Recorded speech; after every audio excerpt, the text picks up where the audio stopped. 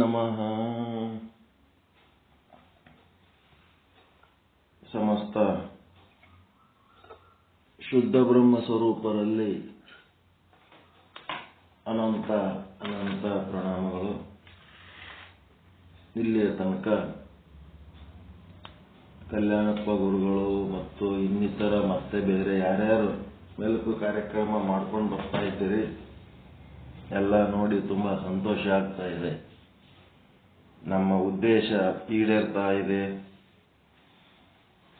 ಆ ಒಂದು ವಿಚಾರ ಚಂದ್ರೋದಯ, ವಿಚಾರ ಸಾಗರ, ಅದರ ಶ್ರೇಷ್ಠತೆಯನ್ನು ಅರಿತು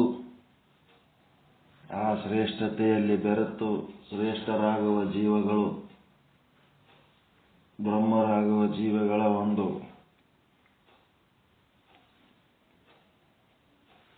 ಒಳ್ಳೆ ಸತ್ಸಂಗ ನಡೆಸಬೇಕನ್ನೋದಿತ್ತು. ಅದು ನಡೀತಾ ಇದೆ. ಬಹಳ ಒಂದು ಸಜ್ಜನರ ಸಂಘ, ಸಾಧು ಸಂಘ, ಏನೆಲ್ಲ ಸಾಧನೆಗೆ ಮೂಲ, ಏನೆಲ್ಲ ಸಾಧನೆ, ಬರೀ ನೀವು ಸತ್ಸಂಗದಾಗ ಬರೀ ಮೋಕ್ಷ ಸಾಧನೆ ಒಂದೇ ಆಗ್ತದ ನೀವು ತಿಳ್ಕೊಂಡಿದ್ರೆ ತಪ್ಪು. ನಿಮ್ಮ ಸಂಸಾರ ಸಾಧನೆ ಕೂಡ ಇದರೊಳಗೆ ಬರ್ತದೆ, ಪರಮಾರ್ಥ ಸಾಧನೆ ಕೂಡ ಇದರೊಳಗೆ ಬರ್ತದೆ. ಎಲ್ಲನೂ ಇದರೊಳಗೆ ನಿಮಗೆ ಸರಳ ಆಗ್ತದೆ. ಜೀವನ ಅನ್ನೋದೇ ಸರಳ ಆಗ್ತದೆ, ಆನಂದಮಯ ಆಗ್ತದ, ಹಗುರ ಆಗ್ತದ, ಕಷ್ಟ ದೂರ ಆಗ್ತವ. ಎಲ್ಲನೂ ಸಾಧಿಸಲಿಕ್ಕೆ ಈ ಸತ್ಸಂಗದೊಳಗೆ ಅಸಾಧ್ಯ.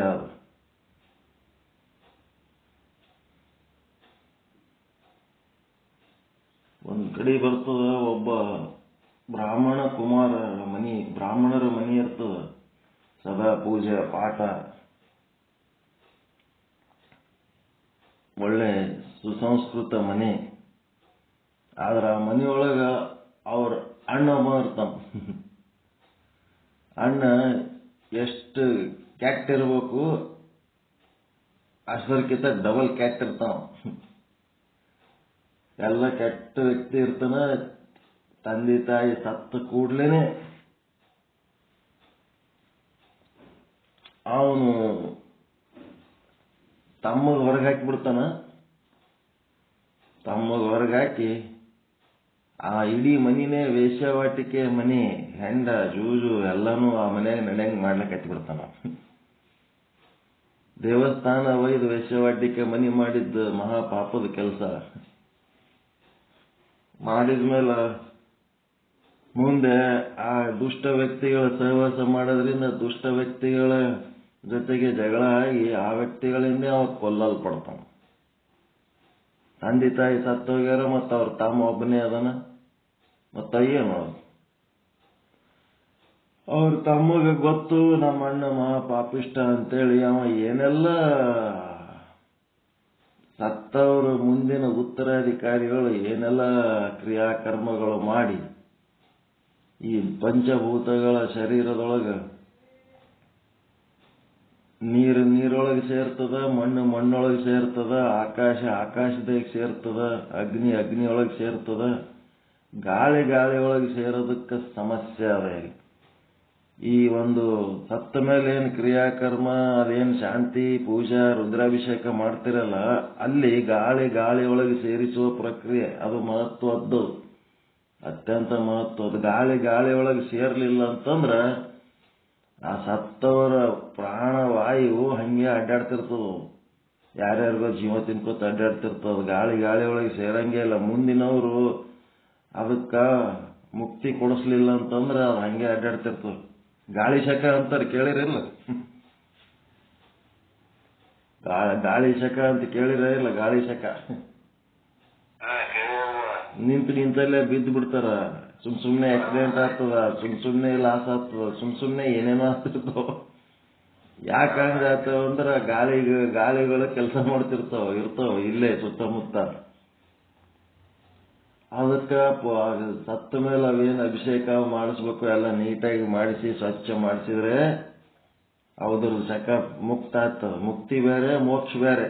ಮುಕ್ತಿ ಅಂತಂದ್ರ ಈ ಗಾಳಿ ರೂಪದಲ್ಲಿ ಗಾಳಿಯನ್ನೇ ಸೇವನೆ ಮಾಡಿಕೊಂಡು ಗಾಳಿ ಒಳಗಿರ್ತಾವ ಪ್ರೇತಗಳು ಅಂತಾರೆ. ಪ್ರೇತಗಳು ಆ ಪ್ರೇತಗಳು ನಂಬ್ತೀರ ನಂಬಂಗಿಲ್ಲ ಅಂತೇಳಿ ಮತ್ತೆ ಅದಕ್ಕೊಂದು ದೊಡ್ಡ ಕ್ವಶನ್ ಚಾಲು ಆಗ್ತದ. ಅವ್ರದ್ದು ಪೆಟ್ಟು ತಿಂದವ್ರಿಗೆ ಅದು ಗೊತ್ತಾಗ್ತದೆ, ತಿಲ್ಲಾರ್ದವ್ರಿಗೆ ಗೊತ್ತಾಗಲ್ಲ. ಅದು ಎಂಥವ್ರಿಗೆ ಸಹಿತ ಏನ್ ಬೇಕಾದ್ರೆ ಮಾಡ್ತಿರ್ತಾವ. ಅದಕ್ಕೆ ಏನಾಗ್ತದ, ಗಾಳಿ ಶಕ ಆಗಿ ಪಾಪ ಅವ್ರು ತಮ್ಮ ಏನೆಲ್ಲ ಶಾಂತಿ ಮಾಡಿದ್ರು ಮನೆಯೊಳಗ ಮಾಡಿದ ಕೆಲಸ ಎಲ್ಲ ಫೇಲು, ಎಲ್ಲ ಎದರು, ಎಲ್ಲ ನಷ್ಟ ಕಷ್ಟ ತೊಂದರೆಗಳು ಚಾಲು ಆಗಿಬಿಡ್ತಾವ. ಏನ್ ಮಾಡ್ಬೇಕಿದು ಏನು ತಿಳಿಯವಲ್ಲಲ್ಲ, ಏನ್ ಮಾಡ್ಬೇಕು ಅಂತೇಳಿ ಅವರು ಸೂರ್ಯನಾರಾಯಣನ ಮಂತ್ರ ತಗೊಂಡು, ದೇವ್ರೇ ಎಲ್ಲ ಮಾಡೀವಿ ಆದ್ರೂ ನನಗೆ ಯಾಕೆ ಆರಾಮಿಲ್ಲ, ಚೆನ್ನಾಗಿ ಆರೋಗ್ಯ ಕೆಟ್ಟ ಹೋಗ್ಯದ, ಹಿಂಗಾಗ್ಯದ ಅವ್ರ ತಮಗೆ ಓಡಾಡಾಗ ಈ ವಾರ ಒಂದು ದಾರಿ ಸಿಗ್ತದೆ ಹೇಳಪ್ಪ ನಿನಗ ಅಂತ ಹೇಳ್ತಾರೆ. ರಾತ್ರಿ ನೋಡಿದ್ರೆ ಬಾಗ್ಲ ಬಡದಂಗೆ ಸೌಂಡ್ ಆಗ್ತದ, ಅಲ್ಲಿ ನೋಡಿದ್ರೆ ಹೊರಗೊಂದು ಕುರಿ ನಿಂತಿರ್ತದೆ.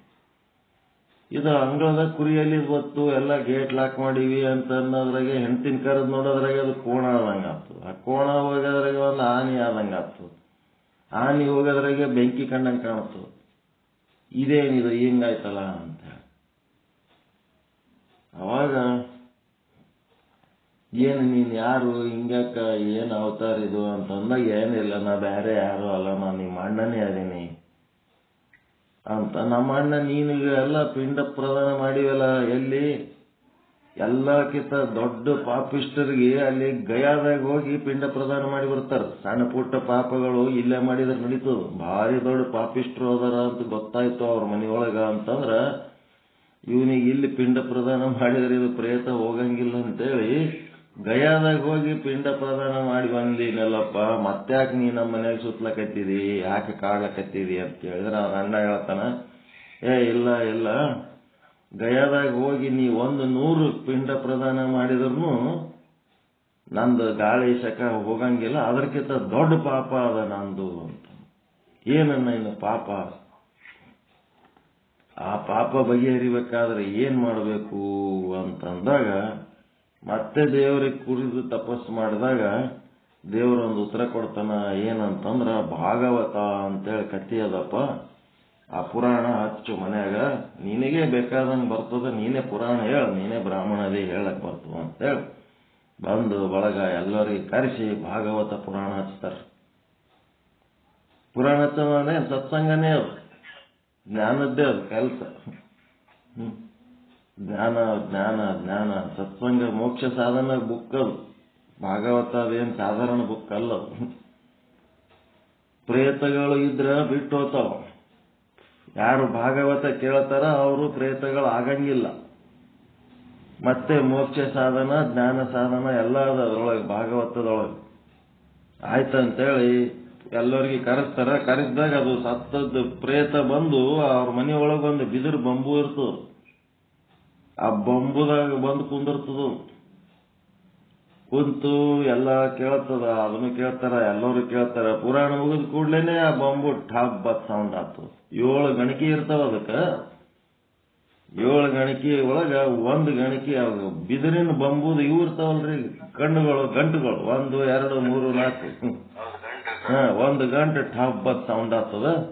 ಎದಕ್ಕಾಯ್ತು ಗೊತ್ತಿಲ್ಲ ಯಾರಿಗೆ, ಏನೋ ಗಾಳಿ ಬಿಸಿಲಿಗೆ ಆಗಿರ್ಬೇಕು ಬಿಡು ಅಂತ ಸುಮ್ಮ ಆಗ್ತಾರ. ಮರುದಿನ ಮತ್ತೆ ಠಾಪ್ ಬಂತು ಪುರಾಣ ಮುಗಿಯೋ ಟೈಮ್ದಾಗ. ಕರೆಕ್ಟ್ ಪುರಾಣ ಮುಗಿಸಿ ಇನ್ನೇನು ಮಂಗಳಾರತಿ ಮಾಡ್ತಾರ ಟೈಮ್ನಾಗ ಠಾಪ್, ಅದು ದೊಡ್ಡ ಸುದ್ದಿ ಆಗಿಬಿಡ್ತು. ಜಗ್ಗಿ ಮಂದಿ ಬರ್ಲಕತ್ತಿ ಬಿಡ್ತಾರೆ ಪುರಾಣದಾಗ. ಇನ್ನೇನು ಮಂಗಳಾರತಿ ಆಗಾಗಿ ಇವ್ರ ಮನೆಗೆ ಬಿದಿರು ಬಂದ್ಬಿಟ್ಟು ಠಾಪ್ ಬರ್ತದ. ಏನ್ರಿ ಆತವ್ರಿ, ಅದೇ ಟಾಪ್ ಅನ್ಕೋತೋಗನ ಕಡೆಗೆ 5ನೇ ದಿವಸ 6ನೇ ದಿವಸ 7ನೇ ದಿವಸ ಮಂಗಳಾರತಿ ಆದ್ಮೇಲೆ 7ನೇ ದಿವಸ ಅದು ಬಿದಿರು ಬಂಬು ಬಿದ್ದು ಪುಡಿ ಆಗಿ ಅದ್ರೊಳಗಿಂದ ಪ್ರೇತ ಅವ್ರ ಮನೆ ಬಿಟ್ಟು ಹೊರಗೆ ಹೋಯ್ತಂತ ಭಾಗವತ ಹಚ್ಚದ್ರೆ. ಅದಕ್ಕ ಭಾಗವತ ಅಂದ್ರೆ ಏನು ಅಂತಂದ್ರೆ ಎಲ್ಲರೂ ಏನ್ ಮಾಡ್ಯಾರ, ಶ್ರೀಕೃಷ್ಣನ ಕಥೆ ಅಂತ ಅಂದ್ಬಿಟ್ಟಾರ ಅಷ್ಟೇ. ಅದು ಭಾಗವತ ಅಂದ್ರೆ ಶ್ರೀಕೃಷ್ಣನ ಕಥೆ ಅಷ್ಟೇ ಅಲ್ಲ, ಶ್ರೀಕೃಷ್ಣನ ಭಕ್ತರ ಕಥೆಗಳು. ಎಲ್ಲಾ ಭಕ್ತರು ಕೃಷ್ಣನ ಭಕ್ತರು ಏನದರ ಅವರು ಯಾವ ರೀತಿ ಮೋಕ್ಷ ಹೊಂದಿದ್ರು, ಯಾವ ರೀತಿ ಸಾಧನೆ ಮಾಡಿದ್ರು, ಏನೆಲ್ಲ ಇತಿಹಾಸ ಸಂಪೂರ್ಣ ನಮ್ಮ ದೇಶದ ಮೂಲ ಭಕ್ತರ ಎಲ್ಲ ಇತಿಹಾಸಗಳು ಅದರೊಳಗೆ ಅದಾವ. ಅದಕ್ಕೆ ಒಂದು ಸಮಯಾವಕಾಶ ಕೊಟ್ಟು ಕೇಳ್ತೀನಿ ಅಂತಂದ್ರೆ ನಾವು ಹೇಳ್ಕೋತ ಹೋಗ್ತಿರ್ತೀವಿ. ಭಾಗವತಕ್ಕೆ ಒಂದು ಸಮಯಾವಕಾಶ ಕೊಡ್ರಿ. ನಾವು ನಮ್ಮ ಆಯುಷ್ಯದ 1/3 ಭಾಗದೊಳಗ ರಾಮಾಯಣ ಓದೋದು ಮುಗಿದಿರಬೇಕು. ಅಂದ್ರೆ ಸುಮಾರು 30ರಿಂದ 35 ವಯಸ್ಸಿನೊಳಗೆ ರಾಮಾಯಣ ಓದೋದು ಮುಗಿಸಿರ್ಬೇಕು. ಮತ್ತೆ 30ರಿಂದ 70 ವಯಸ್ಸು ಅಷ್ಟರೊಳಗೆ ಮಹಾಭಾರತನೂ ಓದೋದು ಮುಗಿಸಿರ್ಬೇಕು. ಮತ್ತ ಅಷ್ಟು ಓದಿಸೋದು ಮುಗಿಸ್ಲಿಲ್ಲ ಅಂತಂದ್ರ ಮುಂದ 70ರಿಂದ 100 ವಯಸ್ಸಿನ ತನಕ ಸುಮ್ಮನೆ ಭಾಗವತ ಓದ್ಕೊತಿರ್ಬೇಕಷ್ಟೇ. ಭಾಗವತ ಓದ್ಕೋತಿರ್ಬೇಕು. ಅದಕ್ಕೇನು ಭಾಗವತಕ್ಕ ಯಾವಾಗ ಓದ್ಬೇಕು, ಏಟ್ ಓದ್ಬೇಕಂತ ಏನು ಇಲ್ಲೇ ಇಲ್ಲ. ಗ್ರಂಥ ಇಟ್ಕೊಂಡು ಸುಮ್ಮ ಓದ್ಕೋತಿರ್ಬೇಕಷ್ಟೇ. ಅದ್ರದ್ದು ಒಂದೊಂದು ಇಂಚು ಸಹಿತ ನಮಗೆ ಬಹಳ ಉಪಯೋಗ ಆಗಂತ ಒಂದು ಗ್ರಂಥ, ಸರಳವಾದ ಗ್ರಂಥ. ಸಣ್ಣ ಹುಡುಗರು ಓದಿದ್ರು ಸಹಿತ ಅರ್ಥ ಆಗಂತ ಗ್ರಂಥ. ಕಥೆಗಳದಾವ ಅದ್ರೊಳಗಷ್ಟೇ, ಸರಳ ಸುಮ್ಮನೆ ಏನೇನಾರ ಕೆಲ್ಸಕ್ಕೆ ಬರ್ಲಾರ ಕಥೆಗಳು ಕೇಳೋದಕ್ಕಿಂತ ಭಾಗವತ ಪರಮಾತ್ಮನ ಕಥೆ, ಪರಮಾತ್ಮನ ಭಕ್ತರ ಕಥೆಗಳು ಕೇಳೋದು ಬಹಳ ಸೂಕ್ತ. ಅದಕ್ಕೆ ಯಾವಾಗ ಸಮಯಾವಕಾಶ ಕೊಟ್ಟು ಏನ್ ಮಾಡ್ತೀರಿ ನೋಡ್ರಿ. ಭಾಗವತ ಕೇಳುವಂತ ಅಂದ್ರೆ ಏನು, ಸತ್ಸಂಗ ಮಾಡೋಣ. ಈ ಸತ್ಸಂಗದೊಳಗೆ ಏನೆಲ್ಲ ಸಾಧನೆ ಮಾಡ್ಲಿಕ್ಕೆ ಸಾಧ್ಯ ಆದ, ಪರಮಾತ್ಮನ ಹೆಸರಿನಲ್ಲಿ ಎಲ್ಲರೂ ಒಂದ್ ಕಡೆ ಸೇರಿ ಚಿಂತನೆ ಮಾಡೋದು ಬಹಳ ಮುಖ್ಯ ಅದ. ಈಗ ಚನ್ನಬಸವಣ್ಣನವರ ವಚನದ ಬಗ್ಗೆ ಒಂದಿಷ್ಟು ಏನಂತಂದ್ರೆ, ನಿನ್ನೆ ದಿವಸ ಮಹೇಶನ ಶಿವಲಿಂಗ ಸ್ಥಳ ವಚನದ ಬಗ್ಗೆ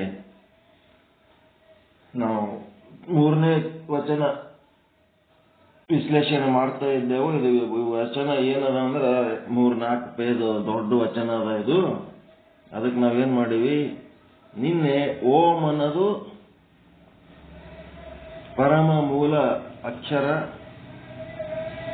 ಅದಕ್ಕಿಂತ ಹಿಂದ ಏನದ ಆದಿ ಅನಾದಿ ಏನೆಲ್ಲ ಇಲ್ಲದಂದು ಅಲ್ಲಿ ಲಿಂಗ ಒಂದೇ ಇತ್ತು ಅನ್ನಂತ ವಿಚಾರ ಹೇಳಿ, ಆ ಲಿಂಗ ಅವ್ಯಕ್ತವಾಗಿ ಏನು ಗೊತ್ತಿರ್ಲಾರ್ದಂಗ ಇರೋಂತ ಒಂದು ಸ್ಥಿತಿಯೊಳಗಿರೋಂಥ ಲಿಂಗ ಮುಂದೆ ಏನೇನಾಗ್ಯದ, ಅದು ವ್ಯಕ್ತ ಆದಾಗ ಏನೇನಾಗ್ಯದ, ಅವ್ಯಕ್ತ ಹೋಗಿ ವ್ಯಕ್ತ ಆದಾಗ ಏನೇನಾಗ್ಯದ ಅಂತಂದ್ರ ನೀವೇನ್ ಮಾಡ್ಬೇಕು, 6 ಕಾಲಮ್ಗಳು ಹಾಕೋಬೇಕು. 6 ಕಾಲಮ್ಗಳು ಹಾಕೊಂಡು ಒಂದರ ಮೇಲೆ ಓಂ ಅಂತ ಬರಿಬೇಕು, ಇನ್ನು 5ರ ಮೇಲೆ ನಮ ಶಿವಾಯ ಅಂತ ಬರಿಬೇಕು. ಇದು ಒಂಥರ ಪಂಚೀಕರಣ ವಚನ. ಇದು ನಮ್ಮ ಚನ್ನಬಸವಣ್ಣವರದು ಪಂಚೀಕರಣದ ವಚನ ಅದ ಇದು.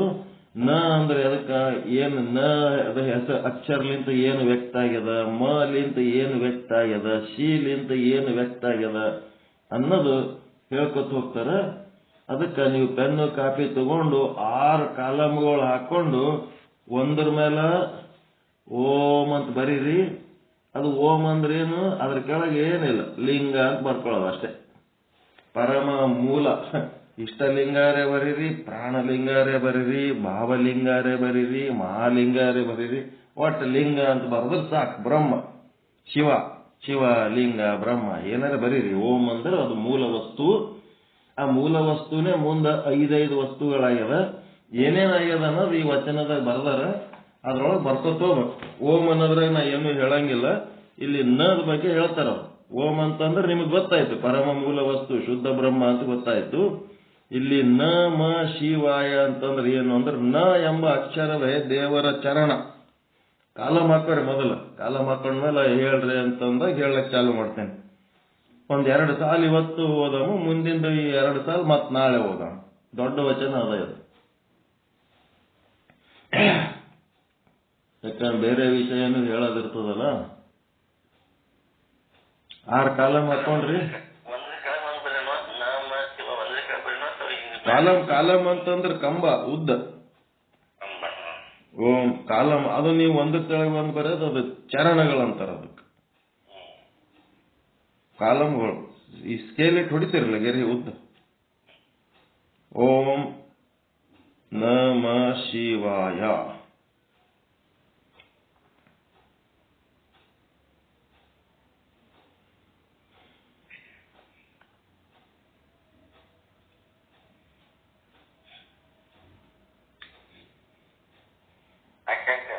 ಹಾಕೊಂಡ್ರಲ್ಲ, ಇಲ್ಲೇನ್ ಮಾಡ್ಬೇಕು? ವೇದಾಂತಿಗಳು ಏನ್ ಬರೀತಾರ? ಬ್ರಹ್ಮ ಅಂತ ಬರೀತಾರ. ಆಗಮಿಕರು ಶಿವ ಅಂತ ಬರೀತಾರ. ನಾವು ಎಲ್ಲ ಶರಣರು ಎಲ್ಲ ನಾವೇನ್ ಬರಿಬೇಕು?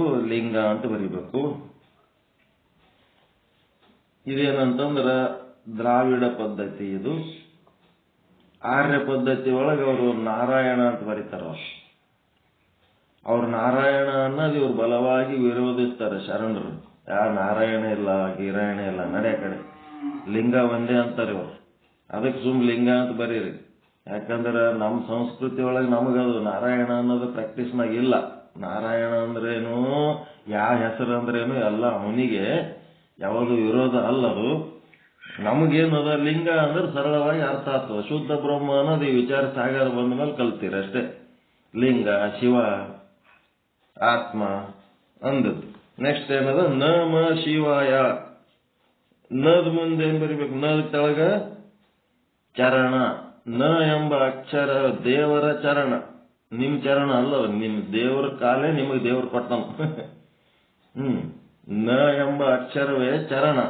ಮ ಎಂಬ ಅಕ್ಷರವೇ ಒಡಲು. ಒಡಲಂತಂದ್ರೆ ಎದಕ್ಕಂತೀರಿ? ಎರಡು ಕೈಯ ಎರಡು ಕಾಲ ಬಿಟ್ಟು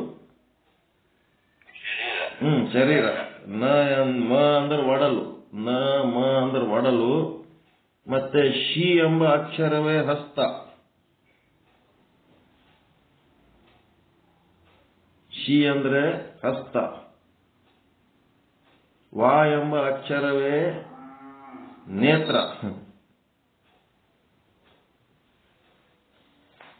ವ ಎಂಬುದು ನೇತ್ರ.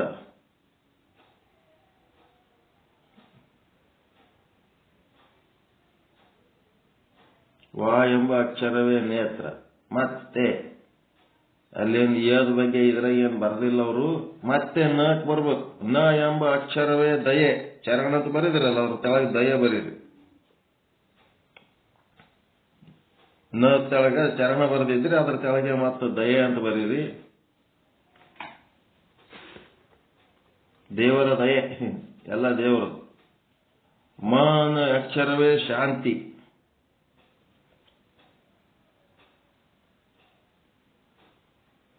ಶಿ ಎಂಬ ಅಕ್ಷರವೇ ದೇವರ ಕ್ರೋಧ.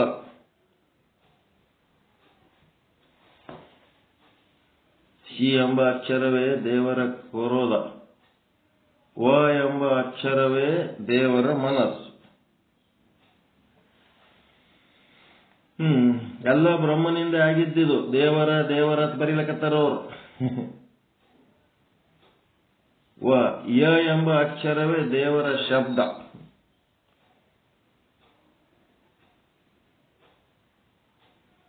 ಒಟ್ಟು ಏನೇನದವ ಒಟ್ಟು 5ರಾಗೆ ಹಾಕೋತ್ ಹೋಗ್ಬೇಕು ನೋಡ್ರಿ. ಮತ್ತೆ ನ ಎಂಬ ಅಕ್ಷರವೇ ಪೃಥ್ವಿ. ಒಂದನೇ ಸಾಲಿನೊಳಗ ಚರಣ, ಒಡಲು, ಹಸ್ತ, ನೇತ್ರ 4 ಅದಾವ. ಮತ್ತೆ ಎರಡನೇ ಸಾಲಿನೊಳಗ ದಯೆ, ಶಾಂತಿ, ಕ್ರೋಧ, ಮನ, ಶಬ್ದ. ಮತ್ತು ಮುಂದೆ ನ ಎಂಬುದು ಪೃಥ್ವಿ.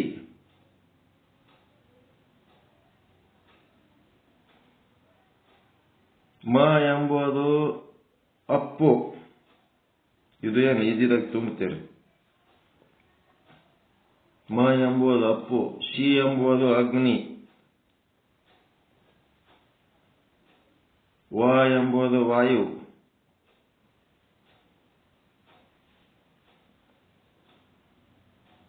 ಯ ಎಂಬ ಅಕ್ಷರವೇ ಆಕಾಶ.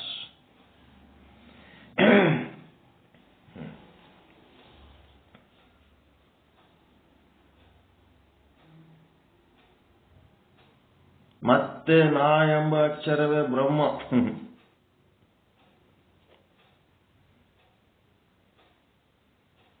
ಮ ಎಂಬ ಅಕ್ಷರವೇ ವಿಷ್ಣು.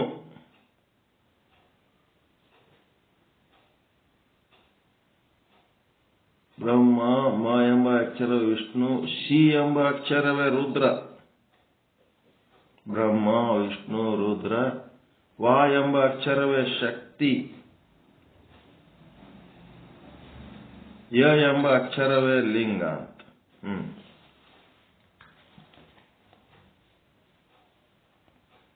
ಇಂತಿ ಪಂಚಾಕ್ಷರದೊಳಗಿರುವ ಅಕ್ಷರ 4, ಉಳಿದಕ್ಷರ 1. ಪಂಚಾಕ್ಷರ ಅಕ್ಷರದೊಳಗೆ ಇವ ಅಕ್ಷರ 4, ಉಳಿದಕ್ಷರ 1. ಈ ಪಂಚಾಕ್ಷರವೆಂಬವು ಏಕಾಕ್ಷರ ಮಾಡಿದ ಬಳಿಕ ಪಂಚಾಕ್ಷರಗಳನ್ನ ಏಕಾಕ್ಷರ ಮಾಡಿದ ಬಳಿಕ ದೇವನೊಬ್ಬನೇ ಎಂದರಿದು ಬ್ರಹ್ಮ ದೈವವೆಂಬ ಬ್ರಹ್ಮೇತಿ ಕಾರಣ ನೀನೆಂಬೆನಯ್ಯ. ಎಲ್ಲವಷ್ಟು ಒಬ್ಬನೇ ದೇವರ್ಲಿಂತ ಆಗ್ಯದ ಅಂತೇಳಿ ಮತ್ ಪಂಚೀಕರಣ ಯಾಕೋ ಬಂದಾಗ ಮತ್ತ ಚಕ್ರ ಚಾಲು ಮಾಡಿದ್ರಿ. ಏನ್ ಬಹಳ ಹೇಳ್ಯಾರ, ಎಲ್ಲ ಒಟ್ಟು ಅದೇ ಹೇಳ್ಯಾರ ತಿಳ್ಕೊಂಡ್ರ ಹಂಗಿಲ್ಲ. ಇಲ್ಲೇನ್ ಮಾಡಿದ್ರು, ಪಂಚಾಕ್ಷರ, ಈ ಪಂಚಾಕ್ಷರದೊಳಗಿರುವ ಅಕ್ಷರಗಳು 4, ಉಳಿದಕ್ಷರಗಳು 1 ಮಾಡಿ ಪಂಚಾಕ್ಷರವೆಂಬವು ಏಕಾಕ್ಷರ ಮಾಡಿದ ಬಳಿಕ ಒಟ್ಟು ಏನಾಕಿರ್ಲಕ್ಕ ಓಂ ಅನ್ನೋದು ಒಂದು ಮಾಡಿ ದೇವನೊಬ್ಬನೇ ಎಂದರಿದು.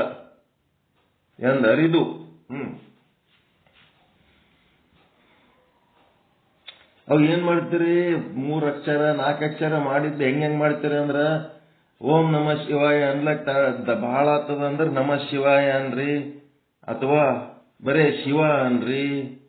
ಹಿಂಗೆಲ್ಲ ಏನ್ ಮಾಡ್ತೀರಿ, ಇಷ್ಟ್ರಾಗೆ ಓಂ ನಮ ಶಿವಾಯದೊಳಗೆ ನೀವು ಏನ್ ಮಾಡೋದು ಮಾಡ್ರಿ.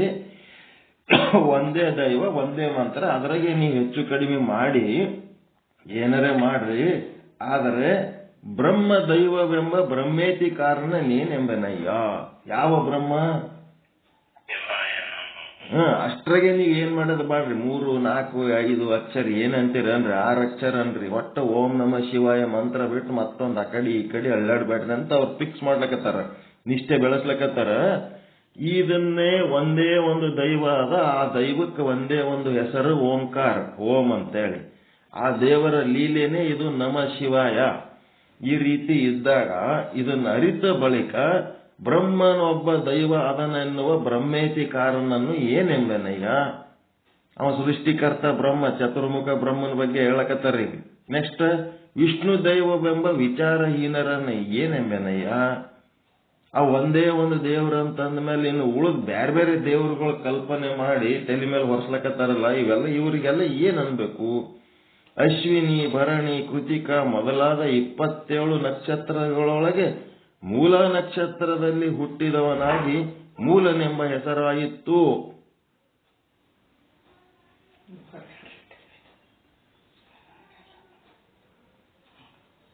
ಏನ್ ಮಾಡ್ಬೇಕು ಹಿಂಗಾದ್ರೆ? ಸಾಕು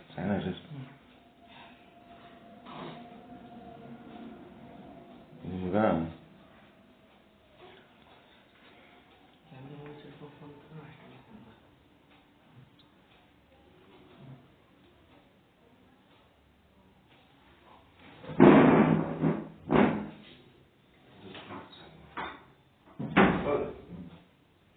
ಶಿವ ಶಿವ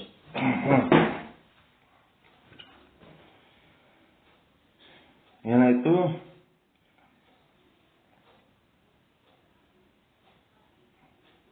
27 ನಕ್ಷತ್ರಗಳೊಳಗೆ ಮೂಲ ನಕ್ಷತ್ರದಲ್ಲಿ ಹುಟ್ಟಿದವನಾಗಿ ಮೂಲನೆಂಬ ಹೆಸರಾಯಿತು.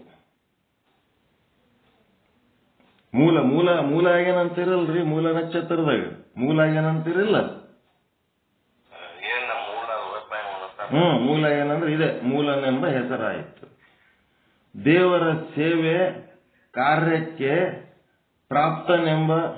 ಪ್ರಾಪ್ತನೆಂದು ವೇದಗಳು ಭಿನ್ನಯಿಸಲು ಜ್ಯೋತಿಷ್ಯ ಜ್ಞಾನ ಶಾಸ್ತ್ರಗಳು ಹುಸಿಯಾದವೆಂಬ ನಿಮ್ಮ ಹರಿಯ ಅಡವಿಯಲ್ಲಿ ಬಿಸಾಡಲು ಅಲ್ಲಿ ಅಳುತ್ತಿದ್ದ ಮಗನ ಭೂತದೇವ ಸಲಹಲು ಭೂತಕಾಂತನೆಂದ ಹೆಸರಾಯಿತು. ಏನ್ ಮಾಡಿದ್ರು, ಅವನಿಗೆ ಮೂಲ ಆಯ್ಯನ ತೇಳ್ಕೆ ಒಯ್ದು ಅಡವ್ಯಾಗ ಬಿಟ್ಟು ಬಂದ್ರ ಅವನಿಗೆ ಮೂಲ ನಕ್ಷತ್ರದಾಗ ಹುಟ್ಟ್ಯಾನಂತ. ಅವಾಗ ಅಳ್ಳಕತ್ತಿದ್ದವ ಅಡವ್ಯಾಗ ಬಿಸಾಕಿದಾಗ. ಅವಾಗ ಏನಾಯ್ತು, ಇವ ಪರಮಾತ್ಮ ಶಿವನಿಗೆ ಸೃಷ್ಟಿ ಮಾಡ್ಲಕ್ ಹಚ್ಚಿದ್ರ ಶಿವನ ಸೃಷ್ಟಿ ಯಾವ ಭೂತಗಳೇ ಶಿವನ ಸೃಷ್ಟಿ ಅಲ್ಲ. ಅಡವಿ ಒಳಗ ಭೂತಗಳು ಆ ಮೂಲ ನಕ್ಷತ್ರದಾಗ ಹುಟ್ಟಿದವನಿಗೆ ರಕ್ಷಣೆ ಮಾಡಿ ಅವ ಭೂತಕಾಂತ ಅಂದ. ಆ ಭೂಚಕ್ರವನ್ನು ತನ್ನ ತೋರಿಸಿ ನೋಡಿಸಿ ಶಿವಧರ್ಮಾಗಮ ಪೂಜೆಯಲ್ಲಿ ಯುಕ್ತನ ಮಾಡಿದ ಬಳಿಕ ಮತ್ತೆ ನಮ್ಮ ದೇವರ ಶ್ರೀಚರಣದಲ್ಲಿರುತ್ತಿರಲು ದೇವರು ಪೌರಾಣಗಳ ಕರೆದು ಈ ವಿಷ್ಣುವಿನ ಪಾಪ ಏನು ತೋರು ಎಂದರು. ಆ ಪೌರಾಣಗಳಿಂದ ಎಂಥವು ಶ್ರುತಿ ಮೂಲ ನಕ್ಷತ್ರ ಬಹುಪಾತಕಂ ಪುರಾಣಗಳು ಹೇಳಿದ್ದಿದೆ. ವೀನರಿ ಜನರ್ನೀಕರಣ ಪಾಪಂ ಪರ್ವತ ಸ್ಥೂಲಂ ವೈರಿಣಾಂ ಶಿವೇ ದಾಸೋಹಂ ಶಿವೇ ದೇಶ ವಿಶ್ವರಾಯ ಪಾಪಂ ಸಂಹರತ್ ಎಂದು ಪುರಾಣಗಳು ಹೇಳಲಾಗಿ ವಿಷ್ಣು ಕೇಳಿ ಆ ಪುರಾಣದ ಕೈಯಲ್ಲಿ ದೀಕ್ಷಿತನಾಗಿ ಪುರಾಣ ಪುರುಷೋತ್ತಮನೆಂಬ ಹೆಸರು ಪಡೆದ ಬಳಿಕ ಮತ್ತೆ ವಿಷ್ಣುಂದೇ ಇದೆಲ್ಲ ಸಮಸ್ಯೆಗಳು ಏನೇನೋ ಬರೆದರೆ ಪುರಾಣ ಪುರುಷೋತ್ತಮ ಹೆಸರು ಪಡೆದ ಬಳಿಕ ಮತ್ತೆ ದೇವರ ಪಾದರಕ್ಷಿಯ ತಲೆಯ ಮೇಲೆ ಹೊತ್ತುಕೊಂಡು ಭೂತಂಗಗಳಂಗ ಅಂಜಿ ಶಂಕವ ಹಿಡಿದುಕೊಂಡು ದುರಿತಂಗಗಳ ಅಂಜಿ ಯಾರು ವಿಷ್ಣುವನೇ ಹುಟ್ಟನಂತ ಬೈತಾರ. ಏನಿದೆ ಅಂತ ತಿಳಿಯಬಹುದು.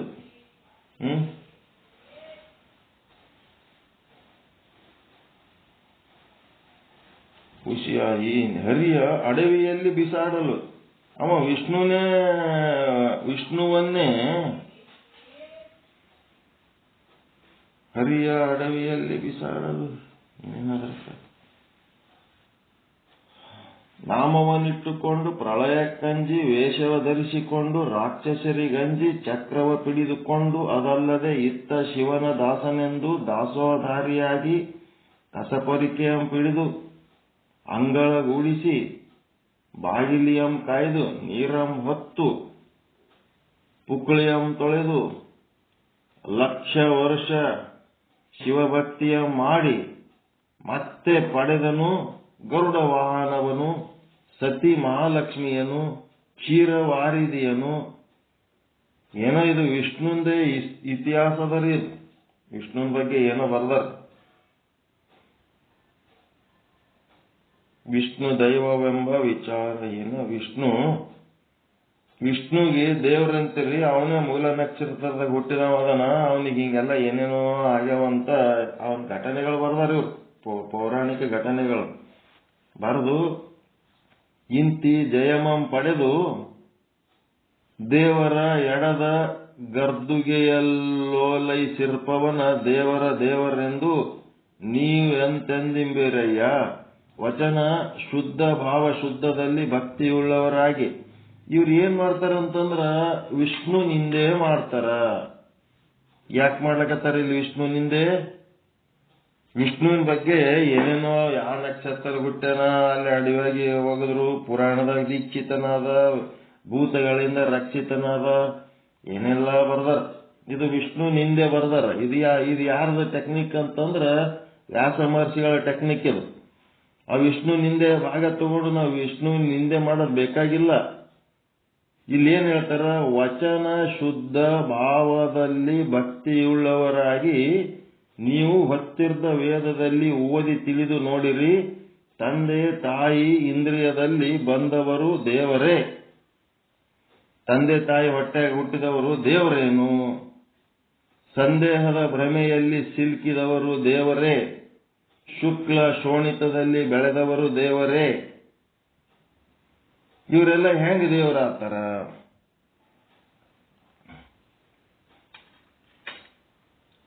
ಶ್ರೀಕೃಷ್ಣ ರಾಮ ಇವರೇನದಾರಲ್ಲ, ಇವರೆಲ್ಲ ತಂದೆ ತಾಯಿ ಹೊಟ್ಟೆಗೆ ಹುಟ್ಟ್ಯಾರಲ್ರಿ ಇವರು.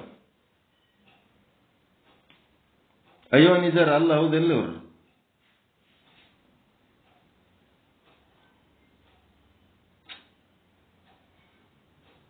ತಂದೆ ತಾಯಿ ಗರ್ಭದಿಂದ ಹುಟ್ಟಿದವರು ದೇವ್ರ ಹೆಂಗಾಗ್ತಾರ? ಅಯ್ಯೋ ನಿಜ ಇದ್ದವನಿಗೆ ದೇವ್ರಂತಾರ. 10 ಸಾರಿ ಹುಟ್ಟಿ 10 ಸಾರಿ ಸತ್ತ ದಶಾವತಾರಗಳೆಲ್ಲ ಇವು ದೇವ್ರ ಹೆಂಗಾತವ ಅನ್ನೋಂಥದ್ದು ಈ ವಚನದೊಳಗೆ ವಾದ ಅದ. ಆತಂಗೆ ತಂದೆ ತಾಯಿ ಎಂದು ಹುಟ್ಟಿಸಿದವ ಬಲ್ಲಡೆ ನೀವು ಹೇಳಿರೋ. ಯಾರಿಗೆ? ದೇವರಿಗೆ ಯಾರಾಗ ತಂದೆ ತಾಯಿ ಇರ್ತಾರೇನ್ರಿ? ತಂದೆ ತಾಯಿ ಇದ್ದವ ದೇವ್ರ ಹೆಂಗಾತನ? ಹೆಂಗಿದು ವಾದ? ಮುಂದೋಗೋಣ ಹಿಂಗೆ. ದೇವ್ರಂತ ಯಾರಿಗೆ ಅನ್ಬೇಕಂತ ಹೇಳಿ ಒಂದು ಫಿಕ್ಸ್ ಮಾಡ್ಲಕತ್ತಾರ ಅವರು.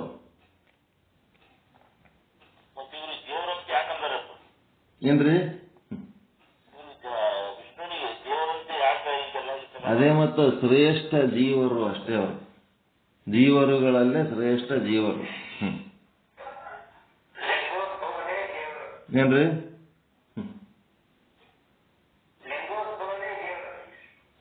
ಒಟ್ಟ ತಂದೆ ತಾಯಿ ಇದ್ದಕ್ಕ ವಿರುದ್ಧ ಹಾಕ್ಯಾರ ನೋಡ್ರಿ. ಇಲ್ಲಿ ಯಾವ ತಂದೆ ತಾಯಿ ಇದ್ದ ಹೊಟ್ಟೆಲಿ ಹುಟ್ಟಿದವ ದೇವ್ರ ಯಾಕತ್ತಾನ? ದೇವ್ರಿಗೆ ತಂದೆ ತಾಯಿ ಇಲ್ಲ ಅಂತಂದ್ರ ಇವ್ರ ಪ್ರಕಾರ ಲಿಂಗ ಏನದಲ್ಲ, ಲಿಂಗನೇ ಅದು ತಂದೆ ತಾಯಿ ಇಲ್ಲದಂತ ತತ್ವ, ಅದು ಬ್ರಹ್ಮ. ಆತಂಗೆ ತಂದೆ ತಾಯಿ ಎಂದು ಹುಟ್ಟಿಸಿದವ ಬಲ್ಲಡೆ ಹೇಳಿರೋ, ಅರಿಯದಿದ್ದಡೆ ಕೇಳಿರೋ. ಹಿಂದೆ ಸಂದ ಯುಗಗಳು ಶತಕೋಟಿ ಸಂಖ್ಯೆಯ ಮೇಲೆ 7,100,770 ಯುಗಗಳು ಇದಕ್ಕೆ ದೃಷ್ಟ. ನವಕೋಟಿ ನಾರಾಯಣರಿದ್ದರೆಂದು ಶತಕೋಟಿ ಬ್ರಹ್ಮರಿದ್ದರೂ ಉಳಿದವರು ಪ್ರಳಯಕ್ಕೆ ಹೋಗಲಿನ್ ಆರಸವು. ಇಂತಿವನ್ನೆಲ್ಲ ಒಳಿದು ಉಳಿದಿಪ್ಪಾತೊಬ್ಬನೇ. ಆ ಯಾರು? ಪರಮಾತ್ಮ ಶಿವ. ಆತಂಗೆ ಜನನ ಮರಣ ಕಾಲ ಕಲ್ಪಿತವೆಂಬ ಪ್ರಳಯಗಳು ಉಂಟಾದಡೆ ಹೇಳಿರೋ. ಅವ ಶಿವ, ಶುದ್ಧ ಬ್ರಹ್ಮ, ಲಿಂಗ ಏನಂತಿರಲ್ಲ, ಅವನಿಗೇನಾರ ಜನನ ಮರಣ ಪ್ರಳಯ, ಅವನಿಗೆ ಕಾಲ ಕರ್ಮ ಏನಾರ ಇದ್ರ ಅವನಿಗೆ ಹೇಳ್ರಿ. ಉಳಿದವ್ರಿಗೆಲ್ಲ ಕಾಲದ, ಕರ್ಮದ, ಜನನದ, ಮರಣದ ಅವರೆಲ್ಲ ಹೆಂಗ್ ದೇವ್ರಾಗ್ತಾರ? ಈಗ ದೇವರು ಅನ್ನುವ ಒಂದು ಸ್ಥಾನಮಾನ ನಿಮ್ಮ ಹೃದಯದೊಳಗೆ ಏನು ಆದಲ್ಲ, ಅದು ಎಂತ ವಸ್ತುವಿಗೆ ಕೊಡಬೇಕು ಅನ್ನಂಥದ್ದು ಇಲ್ಲಿ ಏನ್ ಮಾಡ್ಲಕತ್ತಾರ? ನಿಮಗ ಸ್ಟ್ಯಾಂಡರ್ಡ್ ಮಾಡ್ಲಕತ್ತಾರ ಅವ್ರು.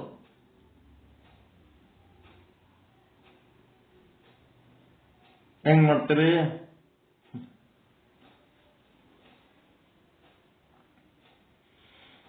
ಯಾವದಕ್ಕೆ ದೇವ್ರ ಅನ್ಬೇಕು ಅಂತೇಳಿ ಅವರು ಸ್ಟ್ಯಾಂಡರ್ಡ್ ಮಾಡ್ಲಕತ್ತಾರ.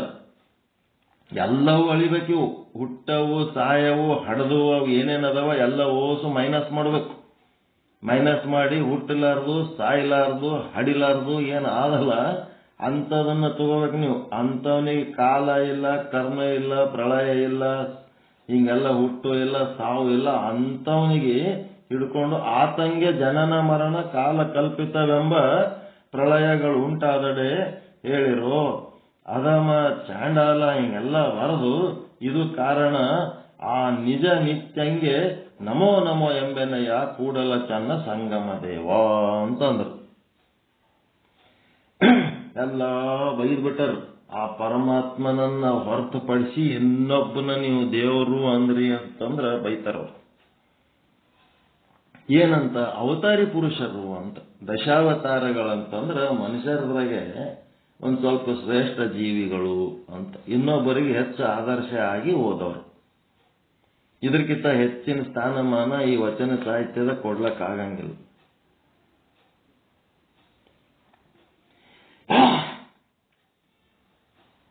ಹೆಂಗ?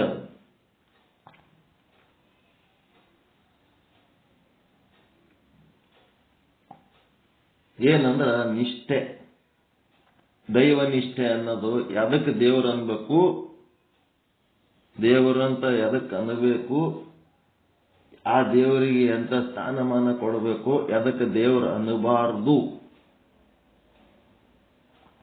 ಅನ್ನೋದಕ್ಕ ಒಂದು ಮಾರ್ಗದರ್ಶನದ ಈ ವಚನದೊಳಗೆ. ಯಾರಿಗೆ ಬೈದಾರ, ಯಾರಿಗೆ ಬಿಟ್ಟಾರ ಅದು ಪ್ರಶ್ನೆ ಮುಖ್ಯ ಅಲ್ಲ. ಹುಟ್ಟು ಸಾವುಗಳಿದ್ದವನು, ಕಾಲ ಕರ್ಮಗಳಿದ್ದವನು, ಅವನಿಗೆ ದೇವರಂತ ಹೆಂಗಂತೀರಿ? Don't say god to them. ಅವ್ರಿಗೆ ದೇವರ ಅನ್ಬೇಡ.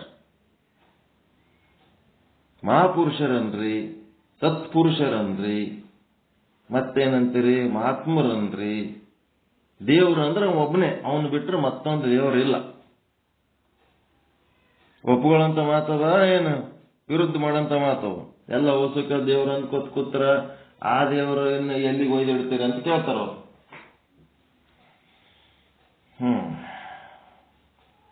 ಹೆಂಗ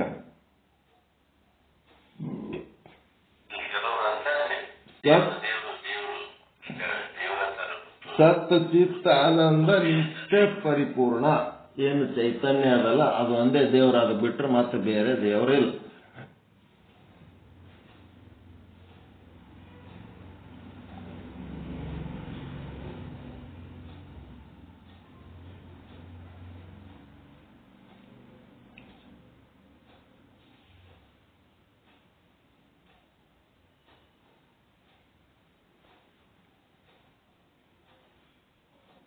ಓಕೆ, ಒಂದು ಸಣ್ಣ ಶಾಕ್ ಕೊಟ್ಟಾರ ದೇವರಂತ ಅದಕ್ಕೆ ಅನ್ಬೇಕಂತ.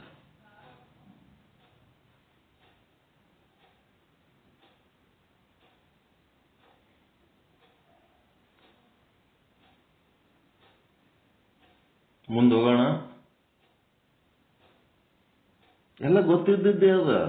ದೇವರಂದ್ರೆ ಯಾವ್ದತ್ತೇಳ ಅಲ್ಲಿಂತ ಇಲ್ಲಿ ತನಕ ನೀವು ನೋಡ್ಕೊತ ಬಂದಿರಿ, ಆ ಚೈತನ್ಯವನ್ನ ನೋಡ್ಕೊತ ಬಂದಿರಿ. ನಿಮಗೇನು ಕಷ್ಟ ಏನಿದು ತಿಳ್ಕೊಳಕ್? ಏನ್ ಕಷ್ಟ ಆಗ್ಲಕತ್ತದ ನಿಮ್ಮ ಆಚಾರ ವಿಚಾರಗಳೊಳಗೆ?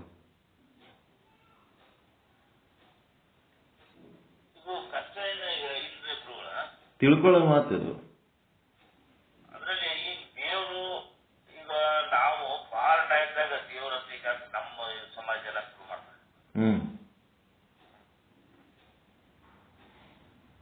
ಮಹಾಭಾರತದಲ್ಲಿ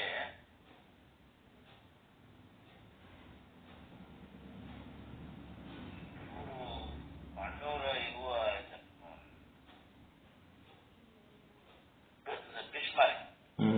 ಭೀಷ್ಮ ಅವ ಇಚ್ಛಾಮರಣ ಇದ್ರಪ್ಪ. ಇಚ್ಛಾಮರಣ ಇದ್ರ ಮತ್ತ ಅವ ಯಾವಾಗ ಬೇಕಾದ್ರೆ ತನ್ನ ಮನಸ್ಸಿಗೆ ಬಂದಾಗ ಅವನಿಗೆ ದೇಹ ಬಿಟ್ಟು ಹೋಗ್ಲಿಕ್ಕೆ ಇದಂತ ಅವನಿಗೆ. ಆದ್ರೆ ಇದ್ರು ಅವನ್ ತನ್ನ ಮನಸ್ಸಿಗೆ ಯಾವಾಗ ಬಂದು ಇಂಥ ಮೂರ್ತಿಗೆನ ಹೋಗ್ಕೊಂಡು ಅಂತ ಮೂರ್ತಿಗೆ ದೇಹ ಬಿಟ್ಟು ಹೋದ.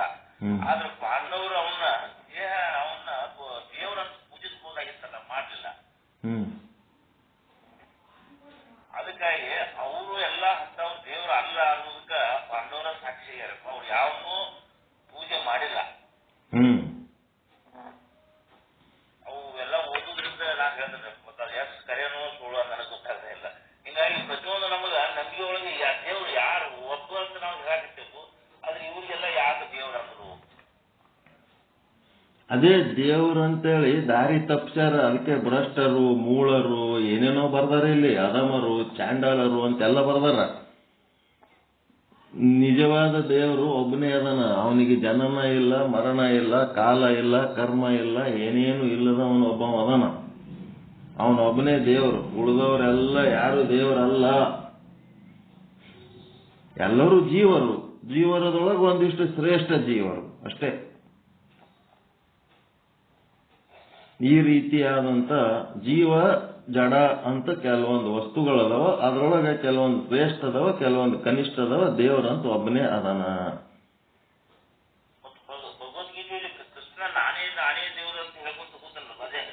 ನಾನೇ ದೇವ್ರಂತಂದ್ರ ಅಲ್ಲಿ ಹೆಂಗದ? ಭಗವದ್ಗೀತೆ ಒಳಗೆ ಕೃಷ್ಣ ನಾನೇ ದೇವ್ರಂತಂದ್ರ ಆ ಚೈತನ್ಯ ಲಕ್ಷ್ಯಾರ್ಥದೊಳಗೆ ಹೋಗಿ ಅವ ನಾನೇ ದೇವ್ರಂತ ಹೇಳ. ವಾಚ್ಯಾರ್ಥದೊಳಗೆ ದೇವ್ರಂತ ಹೇಳಿಲ್ಲ. ಹುಟ್ಟು ಸಾವುಗಳಿರುವಂತ ದೇವಕಿ ವಸುದೇವರ ಮಗನಾದ ಕೃಷ್ಣನಾಗಿ ನಾನೇ ದೇವರಂತ ಹೇಳಿಲ್ಲ. ಅದ್ರ ಒಳಗಿರುವ ಚೈತನ್ಯವನ್ನ ಲಕ್ಷ್ಯಾರ್ಥದೊಳಗೆ ಇಟ್ಕೊಂಡು ತಾನೇ ದೈವ ಅಂತ ಹೇಳ್ಯಾನ.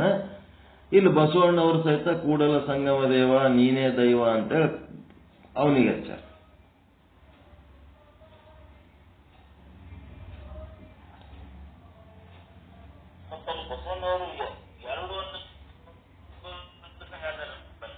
ಏನ್ರಿ?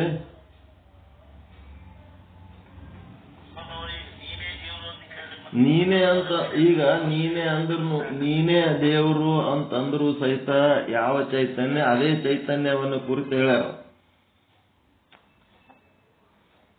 ಬಸವಣ್ಣವರು ಭಕ್ತಿ ಮಾಡಿ ಚಿದಾಭಾಸ ಆಭಾಸನ ಒಂದು ಭಕ್ತ, ಆಭಾಸನೇ ಭಕ್ತನಾಗಿ ಆ ಚೈತನ್ಯಕ್ಕ ಕೂಟಸ್ಥ ಮತ್ತು ಆಭಾಸ ಎರಡು ಅದರಲ್ರಿ ನಿಮ್ಮೊಳಗ. ಈಗ ಕೂಟಸ್ಥನೇ ತಾನಾಗಿ ಹೇಳಿದ್ದು ಕೃಷ್ಣನ ಭಾಷೆ, ನಾನೇ ದೈವ ಅಂತ. ಕೃಷ್ಣನ ಭಾಷೆ ಅದೇ ಒಂದು ಕೂಟಸ್ಥನನ್ನು ಕುರಿತ ಹೇಳ್ಯಾರ. ಸಾಕ್ಷಿ ಕೂಟಸ್ಥ ಏನಂತಿರಲ್ಲ, ಆತ್ಮ ಅಂತಿರಲ್ಲ, ಅದೇ ಕೂಟಸ್ಥನನ್ನು ಕುರಿತು ಆಭಾಸನ ಸ್ಥಾನದಲ್ಲಿ ಭಕ್ತನ ಸ್ಥಾನದಲ್ಲಿ ಇದ್ದು ನೀನೇ ದೇವರಪ್ಪ ಅಂತ ಹೇಳಿಕೆ ಬಸವಣ್ಣವ್ರು ಹೇಳಿದ್ರು. ಬಸವಾದಿ ಶರಣರು ಇದು ಭಕ್ತಿ ಮಾರ್ಗ, ಬಸವಾದಿ ಶರಣರದು ಭಕ್ತಿ ಮಾರ್ಗ, ದಾಸರದು ಕೂಡ ಭಕ್ತಿ ಮಾರ್ಗ. ಇವ್ರು ಏನ್ ಮಾಡ್ತಾರ, ದೇವರನ್ನು ತಮ್ಮಿಂದ ಭಿನ್ನವಾಗಿಟ್ಟುಕೊಂಡು,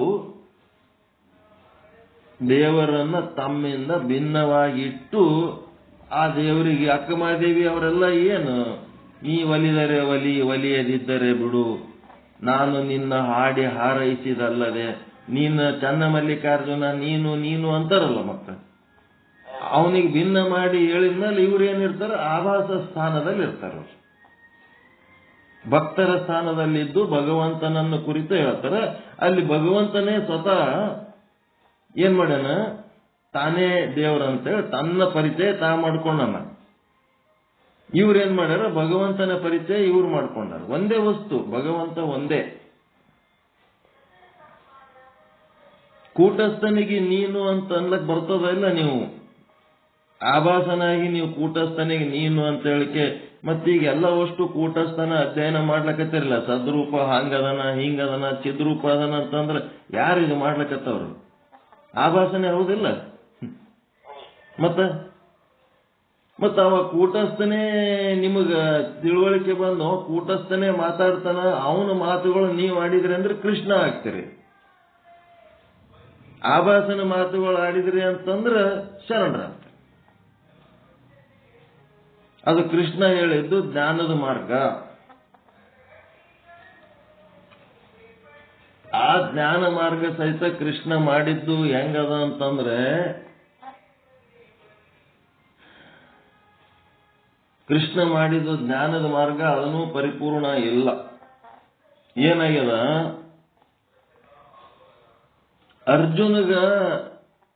ಅರ್ಜುನ ಮಾಡಿ ಇಟ್ಟುಬಿಟ್ರು. ಅರ್ಜುನ್ಗೆ ಕೃಷ್ಣ ಮಾಡಲಿಲ್ಲ. ಅಲ್ಲಿ ಅರ್ಜುನಾಗೆ ಹೋದ. ಇದು ದೊಡ್ಡ ಸಮಸ್ಯೆ ಅದ. ಅಲ್ಲಿ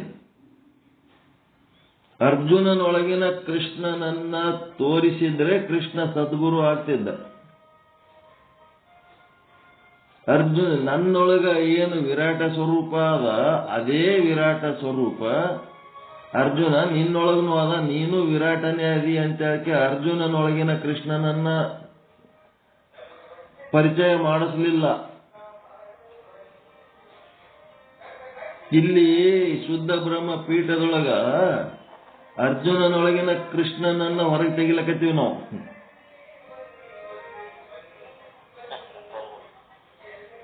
ಇದೇ ಬಾನ ಅಂತಾರೆ.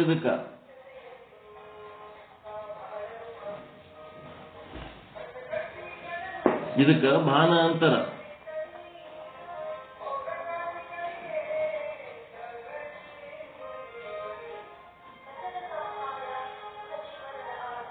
ಹೆಂಗ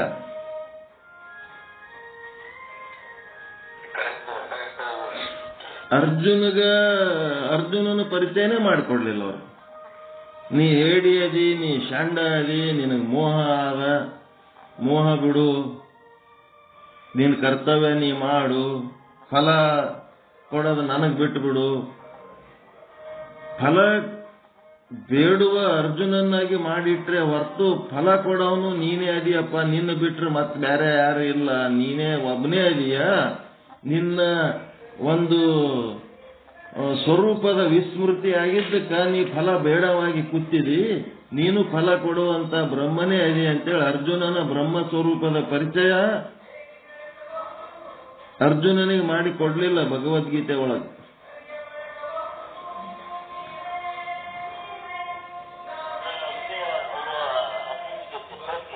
ಏನ್ರಿ?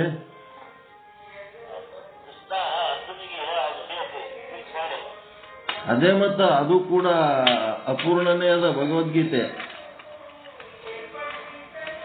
ಮತವಾದಿಗಳಿಗೇನೋ ಸರಿ ಅದ, ದ್ವೈತ ಅದ್ವೈತ ವಿಶಿಷ್ಟ ಅದ್ವೈತ ಅನ್ಕೋತ್ ಕೂತವ್ರಿಗೆ ಅದೇನು ಸರಿ ಅದ. ಆದರೆ ಅರ್ಜುನನೊಳಗಿನ ಒಂದು ಕೃಷ್ಣನ ದರ್ಶನವನ್ನ ಅರ್ಜುನ ಶ್ರೀಕೃಷ್ಣ ಮಾಡಿಸಲಿಲ್ಲ. ಯಾವ ರೀತಿ ಅಂಗುಲಿ ಮಾಲನೊಳಗಿನ ಬುದ್ಧನನ್ನ ಬುದ್ಧ ಪರಿಚಯ ಮಾಡಿಸಿದ. ಅಂಗುಲಿ ಮಾಲನೊಳಗ ಬುದ್ಧ ಅದನಂತೇಳಿ ಬುದ್ಧ ಪರಿಚಯ ಮಾಡಿಸಿ ಅವನಿಗೆ ಬುದ್ಧನನ್ನಾಗಿ ಮಾಡಿ ಬೌದ್ಧ ಧರ್ಮ ಪ್ರಚಾರಕನನ್ನಾಗಿ ಮಾಡಿದ ಅಂಗುಲಿ ಮಾಲಾಗ. ಹಂಗ ಇವನು ಕೂಡ ಅರ್ಜುನನನ್ನ ಕೃಷ್ಣನನ್ನ ತನ್ನ ಸ್ವರೂಪದಲ್ಲಿ ತಗೊಂಡು ನೀನು ಕೃಷ್ಣನೇ ಇದ್ದೀಯಾ ಅನ್ನಂತ ವಿಚಾರ ಆ ಭಗವದ್ಗೀತೆ ಒಳಗ ಎಲ್ಲರೇ ಅಭದ್ರ ಶ್ಲೋಕದಾಗ ಇತ್ತಂದ್ರೆ ತಿಳಿಸಿರಿ ನಮಗೆ.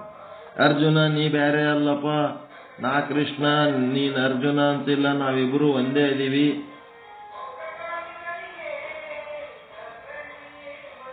ಅನ್ನಂಥದ್ದು.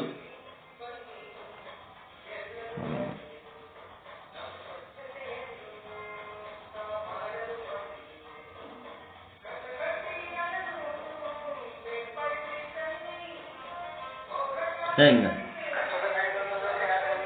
ಏನ್ರಿ?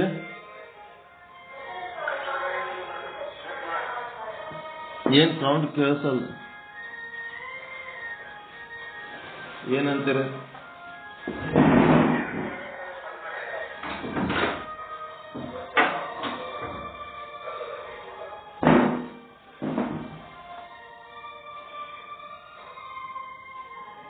ಏನಲ್ಲಕತ್ತೀರಿ?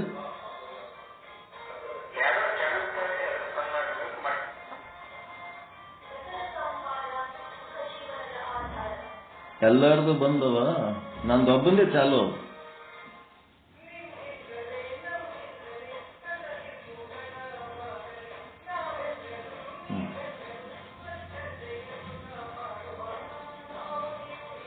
ಎಷ್ಟಾಯ್ತು ಟೈಮ್?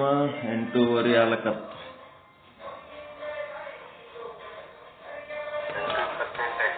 ಏನ್ರಿ? 28 ನಿಮಿಷ ಆಯ್ತು. ವಿಚಾರ ಮಾಡ್ರಿ, ವಿಚಾರ ಮಾಡಿ ಒಬ್ಬನೇ ದೈವ, ಅದಕ್ಕೆ ನಾವು ಲಿಂಗ ಅಂತೀವಿ, ಅದಕ್ಕೆ ಶುದ್ಧ ಬ್ರಹ್ಮ ಅಂತೀವಿ. ಒಂದೇ ದೇವರು, ಹೆಸರು ಬೇರೆ ಬೇರೆ. ಬಸವಣ್ಣವ್ರು ಅದೇ ಹೇಳಿದ್ರಲ್ಲ, ದೇವನೊಬ್ಬ ನಾಮ ಹಲವು ಅಂತೇಳಿ. ನಾಮಗಳು ಬೇರೆ ಬೇರೆ ಇರಬಹುದು, ದೇವರು ಮಾತ್ರ ಒಂದೇ. ಆದರೆ ಇಲ್ಲಿ 33 ಕೋಟಿ ದೇವತೆಗಳನ್ನ ಖಂಡ ತುಂಡವಾಗಿ ತ್ರಿಮೂರ್ತಿಗಳನ್ನ ಅವೆಲ್ಲ ಓಸು ಏನ್ ಮಾಡ್ಲಿಕ್ಕತ್ತಾರ? ಧಿಕ್ಕರಿಸ್ಲಿಕ್ಕತ್ತಾರ, ಇಲ್ಲಿ ಖಂಡಿಸ್ಲಿಕ್ಕತ್ತಾರ. ದೇವ್ರ ಅಂದ್ರ ಅವ ಒಬ್ಬನೇ ಅಂತೇಳಿ ಫಿಕ್ಸ್ ಇಟ್ಬಿಟ್ಟಾರ.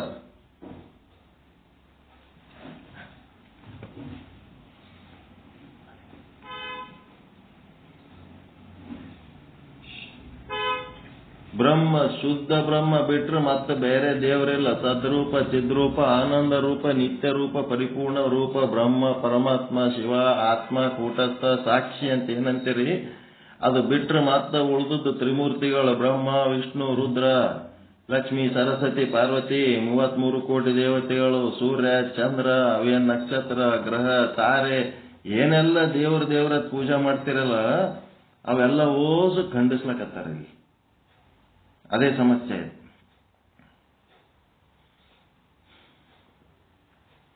ಇಲ್ಲಿ ವಿಚಾರ ಸಾಗರಕ್ಕೆ ಸಂಬಂಧಪಟ್ಟಂತೆ ಮಾಯೆಯ ಬಗ್ಗೆ ಒಂದು ಸಾಂದರ್ಭಿಕ ಚಿಂತನ ಮಾಡುವಲ್ಲಿ ಆ ಮಾಯೆಯೊಳಗ 3 ಗುಣಗಳು ಸತ್ವ, ರಜ, ತಮ ಅಂತದವ. ರಜೋಗುಣ ಮತ್ತು ತಮೋ ಗುಣಗಳ ಬಗ್ಗೆ ಪರಿಚಯ ಮಾಡಿಸಿ, ಸತ್ವಗುಣದ ಬಗ್ಗೆ ರಜೋಗುಣದಲ್ಲಿ 6 ಹೇಳ್ಯಾರ, ತಮೋ ಗುಣದೊಳಗ 6 ಗುಣಗಳು ಹೇಳ್ಯಾರ. ಇಲ್ಲಿ ಸತ್ವಗುಣದೊಳಗ 5 ಗುಣಗಳನ್ನು ಹೇಳ್ಯಾರ ವಿವೇಕ ಚೂಡಾಮಣಿಯಲ್ಲಿ. 5 ಗುಣಗಳ ಪೈಕಿ ಒಂದು ಸ್ವಾತ್ಮಾನುಭೂತಿ, ಸ್ವ ಆತ್ಮಾನುಭೂತಿ ಒಂದು. ಎರಡನೇದ್ದು ಪರಮ ಪ್ರಶಾಂತಿ, ಎರಡನೇದ್ದು ನಿನ್ನೆ ಹೇಳೇನ. ಮತ್ತೆ ಇವತ್ತು ಮೂರನೇದ್ದೇನದ ಸಂತೃಪ್ತಿ, ತೃಪ್ತವಾಗಿರಬೇಕು. ಸತ್ವಗುಣ ಇದ್ದವನು ತೃಪ್ತವಾಗಿರ್ತಾನ, ಅತೃಪ್ತ ಇದ್ದವನಲ್ಲಿ ಸತ್ವಗುಣ ಇಲ್ಲ, ರಜೋಗುಣ ತಮೋಗುಣಗಳದಾವಂತ ತಿಳ್ಕೋಬೇಕು. ಸಂತೃಪ್ತಿ ಬಹಳ ಮುಖ್ಯ. ನಮ್ಮ ಹತ್ರ ಏನೇ ಒಂದು ಎಲ್ಲ ಇರ್ಲಿ, ಒಂದು ಸಣ್ಣದೊಂದು ಸೂಜಿನೇ ಇದ್ರೂ ಸಹಿತ ಪರಮಾತ್ಮ ಬಹಳ ಕೊಟ್ಟಿದೆಪ್ಪ ಅನ್ಬೇಕು, ಸಂತೃಪ್ತಿ ಇರಬೇಕು. ನನಗೆ ಅದು ಇಲ್ಲ, ಇದು ಇಲ್ಲ, ಹಾಗಿಲ್ಲ, ಹಿಂಗಿಲ್ಲ ಅಂತೇಳಿ ಇನ್ಕನ್ವೀನಿಯಂಟ್ ಫೀಲ್ ಮಾಡ್ಕೋಬಾರ್ದು. ಪರಮಾತ್ಮ ನಮ್ಮ ಭೋಗದಲ್ಲಿ ಏನ್ ಕೊಟ್ಟನ,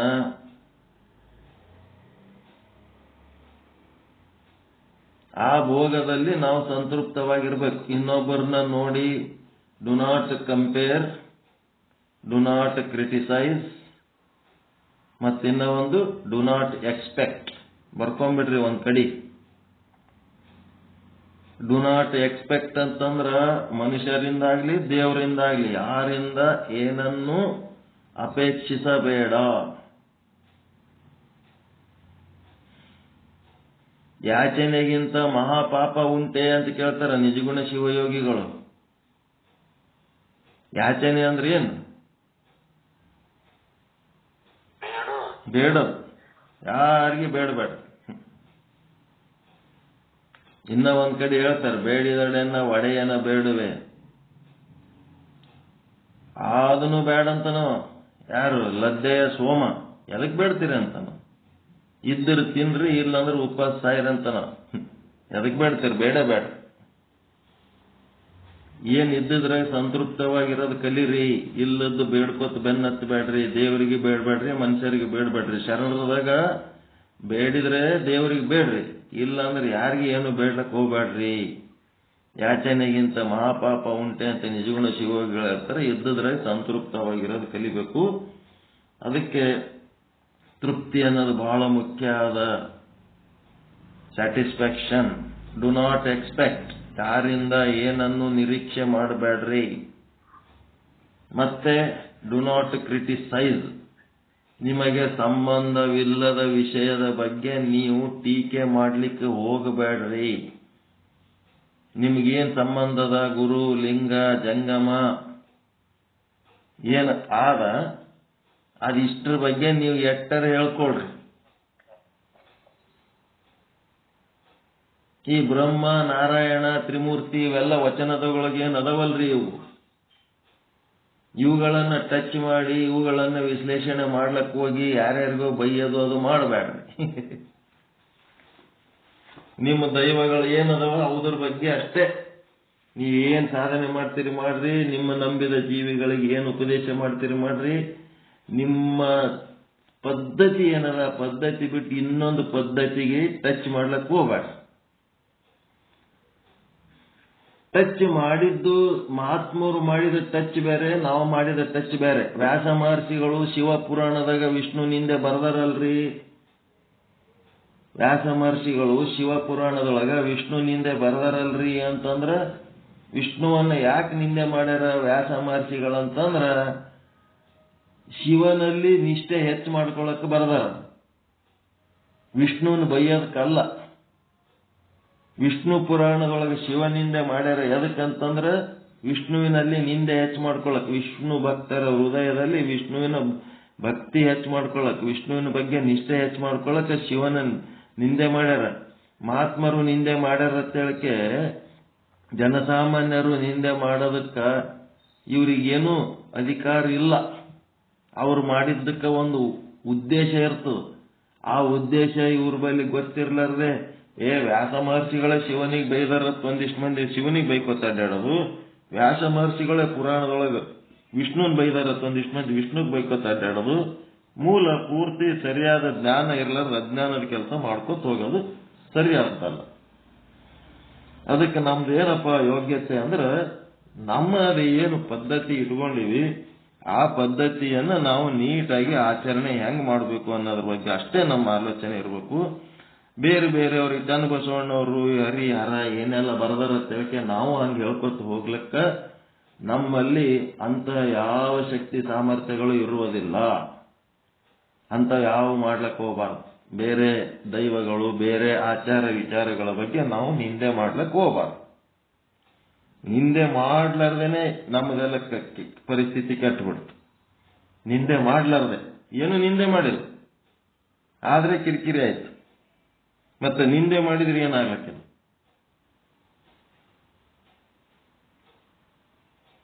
ನಿಂದೆಯ ಒಂದು ಲವಲೇಶ ಕೂಡ ಇಲ್ಲ ಆ ಮೆಸೇಜ್ನಾಗ, ಆದ್ರೂ ಕಿರಿಕಿರಿ ಆಯ್ತು. ನಿಂದೆ ಮಾಡಿದ್ರೆ ಏನಾಗಬೇಕು. ಹಿಂಗಾಗಿ ಬೇರೆ ವಿಷಯ ಕಡೆ ಟಚ್ ಮಾಗೃದ ಈ ವೆಚ್ಚ ಇದ್ರಾಗದ ನೋಡ್ರಿ. ಎದ್ರಾಗ ಈಶಾವಾಸ್ಯಮಿದಂ ಸರ್ವಂ ಯತ್ಕಿಂಚಿ ಜಗತಾನ್ ಜಗತ್ ಅಂತೇಳಿ ಮಹಾಗೃದ ಅಂದ್ರ ಇನ್ನೊಬ್ಬರ ವಿಷಯದೊಳಗ ತಲೆ ಹಾಕ್ಲಕ್ ಹೋಗ್ಬೇಡ್ರಿ ಅಂತದ. ಅದ್ರೊಳಗ ಇನ್ನೊಬ್ಬರು ತಟ್ಟೆ ಒಳಗೆ ಹಣಿಕೆ ಹಾಕ್ಲಕ್ ಹೋಗ್ಬೇಡ್ರಿ, ನಿಮ್ದೇನದ ನೀವು ಮಾಡ್ರಿ. ಹಾಗೆ ಅದಕ್ಕೇನಂತಂದ್ರ ನಮ್ಮದ್ರಾಗ ನಾವು ಸಂತೃಪ್ತವಾಗಿರ್ಬೇಕು. ಇನ್ನೊಬ್ಬರ ಆಚಾರ ವಿಚಾರ, ಇನ್ನೊಬ್ಬರ ಧರ್ಮ, ಇನ್ನೊಬ್ಬರು ದೈವ, ಇನ್ನೊಬ್ಬರು ಗುರು ಏನೇನು ಟಚ್ ಮಾಡ್ಲಕ್ ಹೋಗಬಾರ್ದು. ಅವ್ರು ಮಹಾತ್ಮರು ಮಾಡ್ಯಾರ ಅಂತಂದ್ರ ಭಕ್ತರಲ್ಲಿ ನಿಷ್ಠೆ ಹೆಚ್ಚಾಗ್ಲಿ ಅಂತ ಮಾಡ್ಯಾರ ಹೊರತು ಅವುಗಳನ್ನೇ ತಗೊಂಡು ಬೈಕೋತ ಅಡ್ಡಾಡ್ಲೆತ್ ಮಾಡಿಲ್ಲ. ನಿಷ್ಠೆ ಹೆಚ್ಚು ಮಾಡ್ಕೋಬೇಕೆ ಹೊರತು ಅದ್ರೊಳಗೆ ಅವು ಶಬ್ದಗಳು ತಗೊಂಡು ನಾವು ಬೈಕೋತ ಅಡ್ಡಾಡೋದು ಅಲ್ಲ. ಅದಕ್ಕೆ ಸಂತೃಪ್ತಿ ಹ್ಯಾಂಗಪ್ಪ, ಯಾವ ಆಶೆನೂ ಇರಬಾರ್ದು. ನಿರಾಶಾದಾಯಕ ಆಶೆ ಇರ್ಲಾರ್ದಂಗಿರೋಂಥ ಒಂದು ಜೀವನ ಇದೆ, ತೃಪ್ತವಾಗಿರೋದು.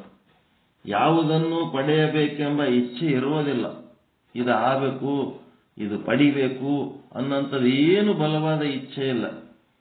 ನಿನ್ನೆ ಹೇಳಿದವರು ಬಾರದು ಬಪ್ಪದು ಬಪ್ಪದು ತಪ್ಪ. ಏನ್ ಬರ್ಬೇಕು ಬರ್ತಿರ್ತದ. ಸುಮ್ಮನೆ ಬೆಳಗ್ಗೆಯಿಂದ ಸಾಯಂಕಾಲ ತನಕ ಪ್ರಯತ್ನ ಮಾಡ್ಕೋತಿರ್ಬೇಕು, ಕೆಲಸ ಮಾಡ್ಕೋತಿರ್ಬೇಕು ಅಷ್ಟೇ. ಬಾರದು ಬಪ್ಪದು ಬಪ್ಪದು ತಪ್ಪದು.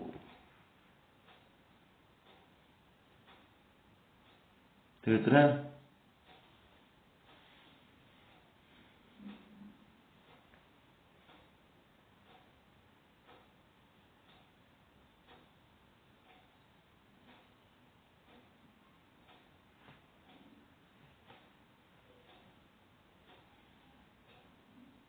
ಬೆಳಗ್ಗೆಯಿಂದ ಸಂಜೆ ತನ ಏನೇನು ಆಗವ ಆತಿರ್ತಾವ.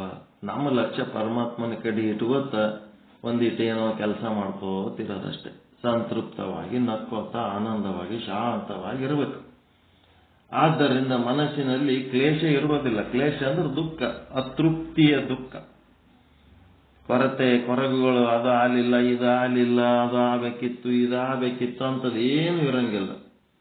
ಇದೇ ಸಂಪೂರ್ಣ ತೃಪ್ತಿ. ಇದು ಯಾರ್ದು? ಸತ್ವಗುಣಿಯ ಲಕ್ಷಣ.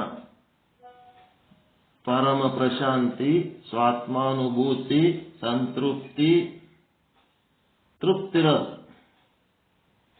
ಬಂದ್ರೆ ಬರಲಿ, ಆದ್ರೆ ಹೋಗ್ಲಿ, ಇದ್ದರೆ ಇರಲಿ, ಕಳೆದ್ರೆ ಕಳೀಲಿ, ಮತ್ತೇನು ತಲೆ ಕೆಡಿಸ್ಕೊಳ್ಳಾರ್ದಂಗಿರೋಂಥದ್ದು ಒಂದು ಪದ್ಧತಿ ಅದ. ಅದಕ್ಕೆ ನಾವು ಸತ್ವಗುಣಿಗಳಾಗಿದ್ದೇವಂತಂದ್ರೆ ಇವುದ್ರ ಬಗ್ಗೆ ಏನು ದುಃಖ ಚಿಂತೆ ಭಯ ಏನಿರಲ್ಲ. ಆರಾಮ್ ಇದ್ದುದ್ರಾಗ ಸ್ಯಾಟಿಸ್ಫ್ಯಾಕ್ಟರಿ, ಇದ್ದುದ್ರಾಗೆ ಸಂತೃಪ್ತವಾಗಿರೋದು.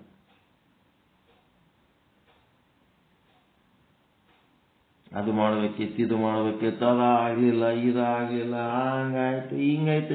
ಇದಿಷ್ಟು ಉಸಿರು ಬಂದಾಯ್ತು ಅಂತಂದ್ರೆ ಯಾವುದೇ ಕೆಲಸಕ್ಕೆ ನಮ್ದು ಯಾವುದೂ ಜಿಮ್ಮೆದಾರಿನೇ ಇಲ್ಲ ಅಲ್ಲಿ. ಇದಿಷ್ಟು ಉಸಿರು ಬಂದಾಯ್ತು ಅಂತಂದ್ರೆ ಯಾವ ಜಿಮ್ಮೆದಾರಿಯೂ ನಮಗಿಲ್ಲ. ಮತ್ತೆ ಉಸಿರು ಆದ ಹೇಳಕ್ಕೆ ಭಾರಿ ಬಡ್ದಾಡ್ತಿರ್ತೀವಿ ನಾವು.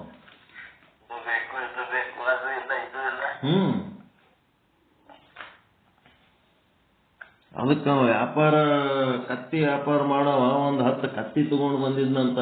ದಾರ್ಯಾಗ ಏನಾಯ್ತಂತ, ಕತ್ತಲಾಗಿಬಿಡ್ತು. ಅರಣ್ಯದೊಳಗಿಂದ ಐಸಿ ಪಾರಾಗಿ ಹೋಗ್ಬೇಕಾದ್ರ ಮತ್ತೆ ಕಾಡು ಪ್ರಾಣಿಗಳು ರಾತ್ರಿ ನಮ್ಮ ಕತ್ತಿ ಒಳಗೆ ತಿಂದು ಹಾಕಿದ್ವು ಅಂದ್ರೆ ಏನ್ ಮಾಡ್ಬೇಕಂತ ಹೇಳಿ ಒಂದು ಹೊಲದಾಗ ಇವತ್ತು ರಾತ್ರಿ ಇಲ್ಲೇ ಇರ್ತೀವಪ್ಪ ಹೊಲದಾಗ ಅಂತ ಆಯ್ತಪ್ಪ ಇರು.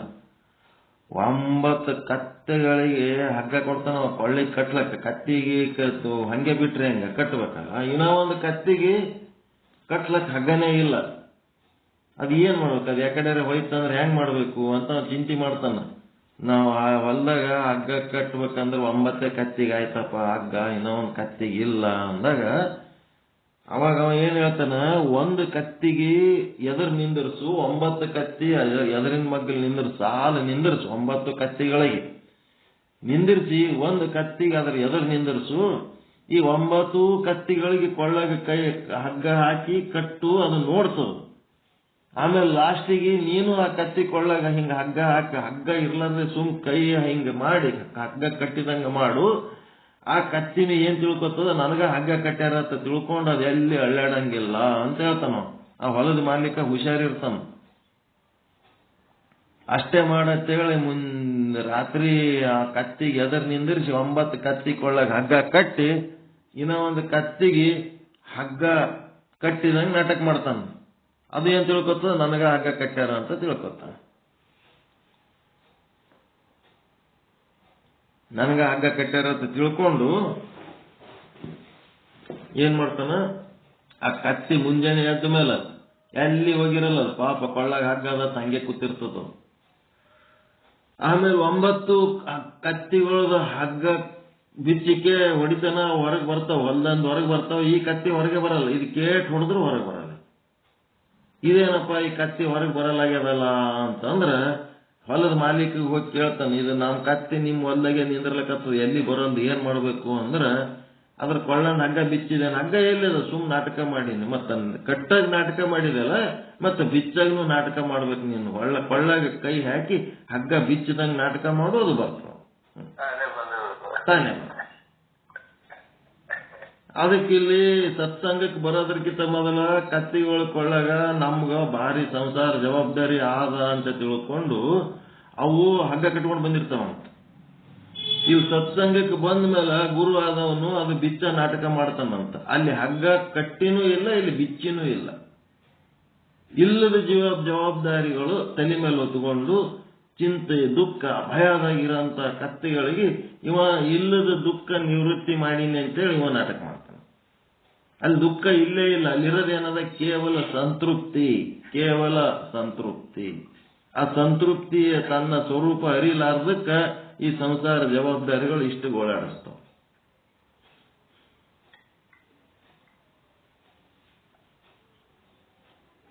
ನಮ್ಮ ಕೊಳ್ಳಾಗ ಹಗ್ಗ ಅದ, ನಮ್ಮ ತಲೆ ಮೇಲೆ ಬಹಳ ಜವಾಬ್ದಾರಿ ಅದ. ನಾವು ಏನಾರ ಕೈ ಬಿಟ್ಟೇವಂದ್ರೆ ಇವರೆಲ್ಲ ಹಾಳಾಗಿ ಹೋತಾರ ಅನ್ನಷ್ಟರ ಮಟ್ಟಿಗೆ ನಮಗ ಭಾರಿ ರೆಸ್ಪಾನ್ಸಿಬಿಲಿಟಿ ಫೀಲಿಂಗ್. ಅವ್ರಿಗೆ ಕರೆಸಿ ಸಪರೇಟ್ ಹೇಳಿದ್ರೆ ಅವ್ರು ನಿಮ್ಮ ಮೇಲೆ 1000 ಕಂಪ್ಲೇಂಟ್ ಹೇಳ್ತಾರೆ. ಇವರೇ ಮೂಲ ಆಗ್ಯಾರ್ರಿ, ನಾವು ಇವ್ರು ಆದ್ರಂದ್ರೆ ಇನ್ನೂ ಮಸ್ತ್ ಇರ್ತೀವಿ, ಇವರೇ ನಮಗೆ ಮೂಲ ಆಗ್ಯಾರ ಅಂತ ಇರ್ತಾರೆ ಅವ್ರ ಮನೆಯವ್ರು. ಇವ್ರು ಇದ್ದದಕ್ಕೆ ನಮಗೆಲ್ಲ ಅಡಗಂಟಾಗ್ಯದ, ನಾವೇ ಮಸ್ತ್ ಇರ್ತೀವಿ ಅಂತ ಇರ್ತಾರೆ. ಇವ ಏನ್ ತಿಳ್ಕೊಂಡಿರ್ತಾನೆ, ನಾ ಕೈ ಬಿಟ್ರಿ ಇವ್ರು ಹಾಳಾಗಿ ಹೋಗ್ತಾರ ತಿಳ್ಕೊಂಡಿರ್ತಾನೆ. ಕತ್ತಿ ಹಗ್ಗ ಇದೆಲ್ಲ ಸಂಬಂಧ ಇಲ್ಲ. ಈ ಆತ್ಮ ಪರಮಾತ್ಮರ ಸಾಧನೆ ಏನ್ ಮಾಡ್ತೀರಿ, ಇದೇ ನಿಜವಾದ ಸಾಧನೆ. ಮುಕ್ತ, ಹಗ್ಗ ಬಿಚ್ಚಿದ್ದು ಅಲ್ಲ, ಹಗ್ಗ ಕಟ್ಟಿದ್ದು ಅಲ್ಲ, ಮುಕ್ತವಾದ ಸಾಧನೆ. ಒಬ್ಬ ಭಯಂಕರ ಶ್ರೀಮಂತಿಕೆ ಗಳಿಸಿರ್ತಾನ, ಒಬ್ಬ ಯಾವನಿಗೋ ಅಡಿಟರ್ ಕರೆಸಿ ಇಷ್ಟು ಶ್ರೀಮಂತಿಕೆ ಗಳಿಸೀವಿ, ನಮ್ದು ಎಷ್ಟು ತಲೆಮಾರಿನವ್ರ ತನಕ ಕೂತ್ ಉಣ್ಬೋದು ಹೇಳು ಅಂತ.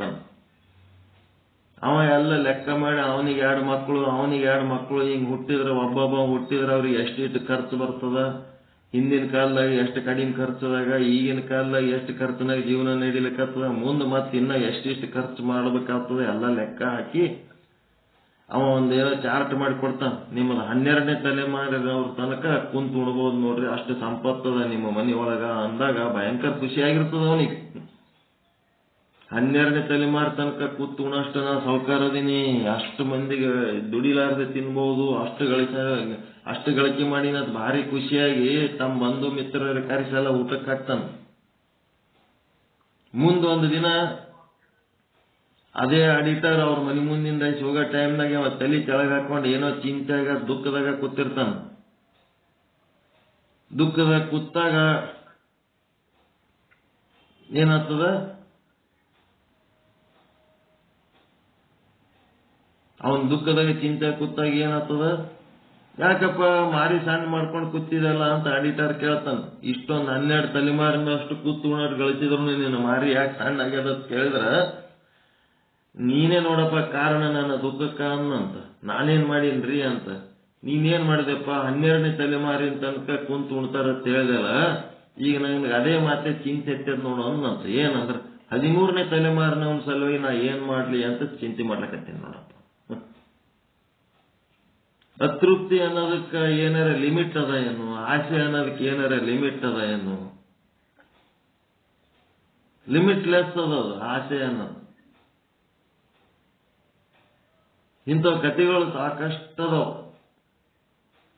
ಇಂಥವು ಕಥೆಗಳು ಸಾಕಷ್ಟದವು. ಏನ್ರಿ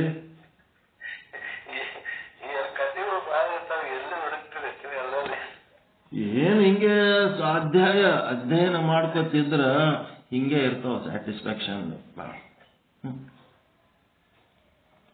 ಒಬ್ಬ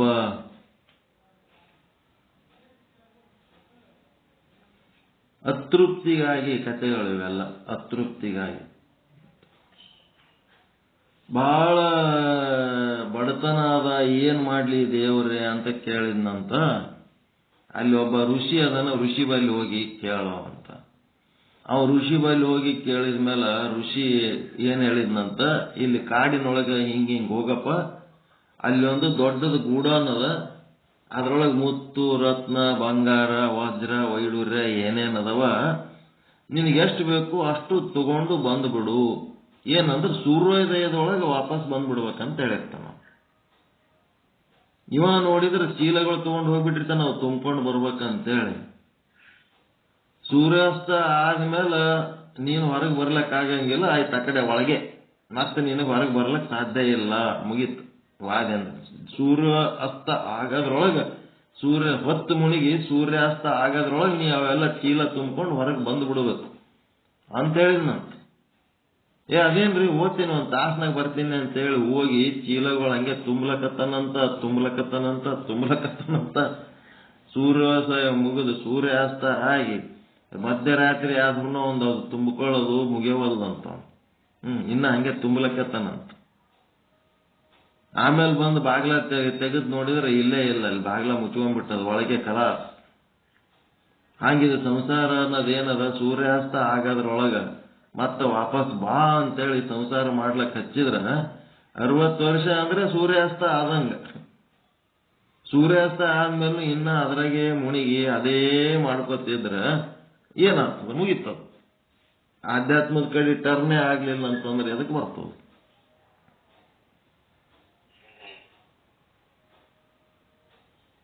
ಸೂರ್ಯಾಸ್ತ ಆದ್ಮೇಲೂ ಅದ್ರಾಗೆ ಮುಳುಗಿದ್ರೆ ಅದಕ್ಕೆ ಬರ್ತದೆ. ಇಂಥ ಒಂದು 1000 ಕಥೆಗಳದಾವ ಅತೃಪ್ತಿಗಾಗಿ. ಅವೆಲ್ಲ ಹೇಳ್ಕೊತ ಕೂತ್ರ ನಮ್ಗ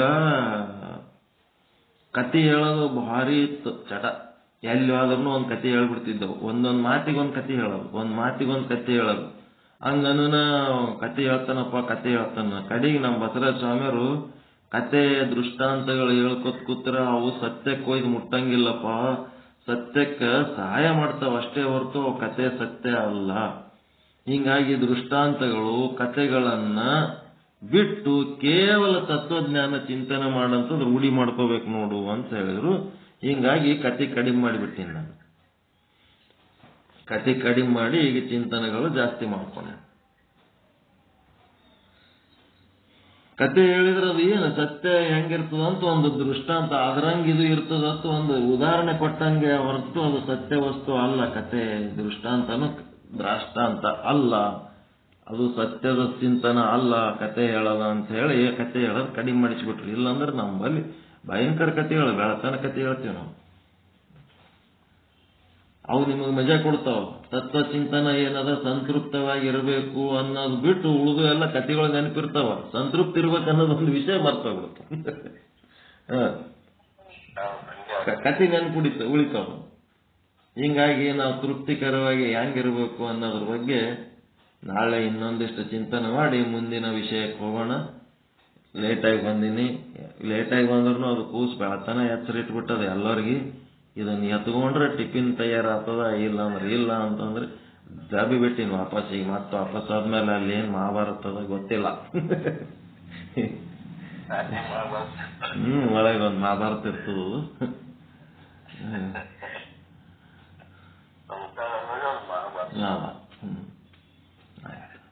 ಪರಮಾನಂದ ಪ್ರಾಪ್ತಿ ಭವ, ಸರ್ವ ದುಃಖ ನಿವೃತ್ತಿ ಭವ, ಇಷ್ಟಾರ್ಥ ಸಿದ್ಧಿರಸ್ತು, ಯಶಸ್ವಿ ಭವ ಯಶಸ್ವಿ ಭವ. ಜೈ ಶುದ್ಧ ಬ್ರಹ್ಮ, ಜೈ ಜೈ ಶುದ್ಧ ಬ್ರಹ್ಮ. ಓಂ ಶಾಂತಿ ಶಾಂತಿ ಶಾಂತಿ. ಶರಣ ಶರಣ ಶರಣ.